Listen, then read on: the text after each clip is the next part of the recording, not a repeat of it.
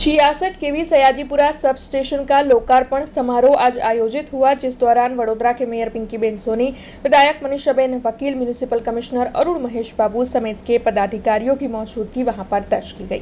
141 शहर विधानसभा मत इलाके की ओर से 66 केवी सयाजीपुरा सब स्टेशन का लोकार्पण समारोह आयोजित करवाया गया। दरअसल खोडियार नगर न्यू वीआईपी रोड पर यह समारोह आयोजित हुआ था।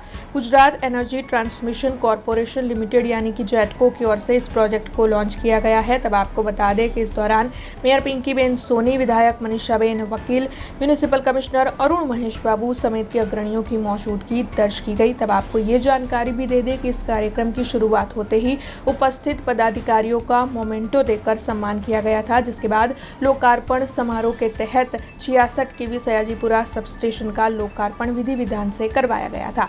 वैसे इसके साथ साथ आपको ये भी बता दें कि 66 केवी सयाजीपुरा सब स्टेशन जो है उसे 80 करोड़ रुपयों की लागत से तैयार करवाया गया है। तब आने वाले दिनों में वडोदरा शहर के विभिन्न इलाकों में इस तरीके के सब स्टेशन कार्यरत करवाए जाने वाले हैं, जिससे कि वडोदरा महानगर पालिका को आई हो। જેટકો સબસ્ટેશન 66 કેવી જેટકો સબસ્ટેશનનું અહીંયા લોકાર્પણ કરવામાં આવી છે. આનાથી આ વિસ્તારમાં લગભગ 25,000 લોકોની મકાનોની ફાયદો થશે અને આવનારા દિવસોમાં ડેવલપ થનાર નવા એરિયાને પણ વીજ જોડાણ અને સારી રીતે વોલ્ટેજ સ્ટેબિલિટી સાથે અને સારું વીજ પુરવઠો આપી શકાય એ બાબતનો આજે તૈયારીઓ છે.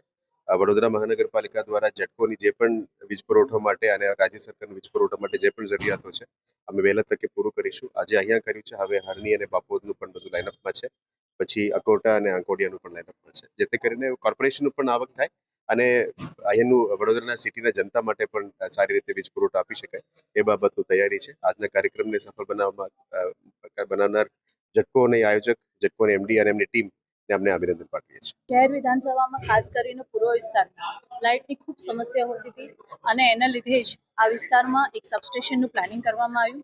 ખૂબ સારી રીતે સબસ્ટેશન પણ બનાવવામાં આવ્યું છે અને જેટકો દ્વારા આ પ્રોજેક્ટ ચાલુ કરવામાં આવે. કોર્પોરેશનથી લગભગ 49 કરોડની જમીન લઈને પછી એની ઉપર સબસ્ટેશન બનાવવામાં આવ્યું. 80 કરોડની લાગતનું આ સબસ્ટેશન બન્યું છે.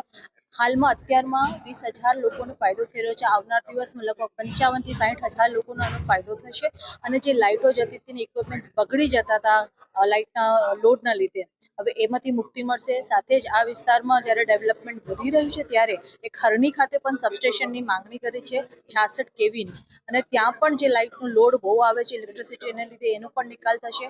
કોર્પોરેશનથી પણ જમીન અપાવી દીધી છે અને ટૂંક સમયમાં હરણી ખાતે પણ સબસ્ટેશનનું प्रोजेक्ट शुरू करશે. हमसे जुड़े रहने के लिए हमारे YouTube चैनल को सब्सक्राइब करें और नई वीडियो की नोटिफिकेशन के लिए बेल आइकॉन को दबाएं।